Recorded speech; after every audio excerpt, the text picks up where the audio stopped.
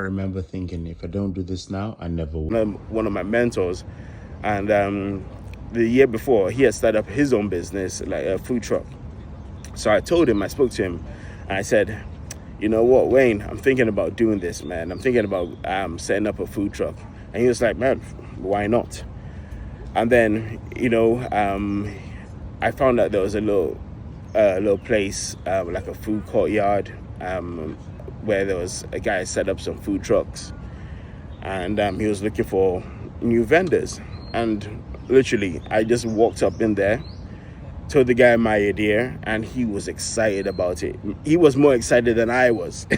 He was literally selling me my own idea. He was like, oh, dude, this is good, man. Like, you can have a drum, doing all the jerk chicken, and playing reggae tunes. And I was like, okay. He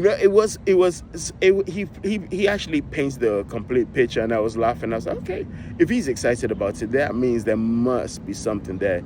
And then I asked him, I said, okay, how long would it take?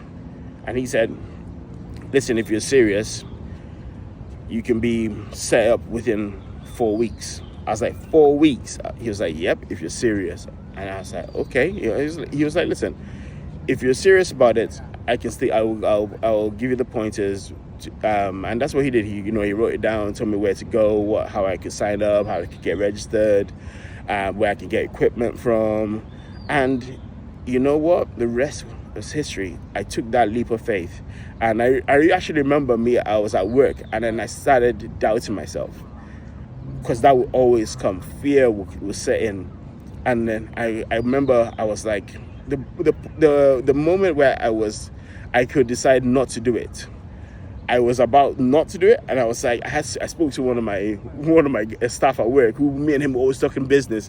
We're selling at the same time. We're talking about our outside life, like thinking, okay, what we're gonna do in the future. And this guy was a young kid, right?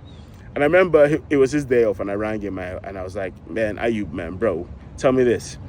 What do you think, man? He was like, bro, commit to it. Go now and buy those equipment. Because once you buy the equipment, that means you're in it. He says, just take that leap of faith. Just buy the equipment, first step. And I was like, you know what? Okay.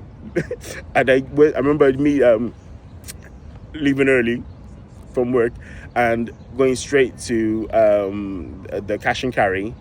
And I spent $1,500 on equipment. And I just bought loads of gear, loads of stuff. And you know what?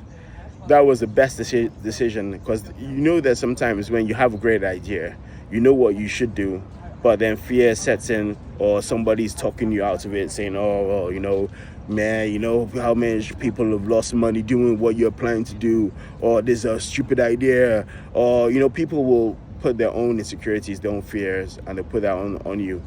And listen, you don't listen to nobody, man. You just go ahead and you do you.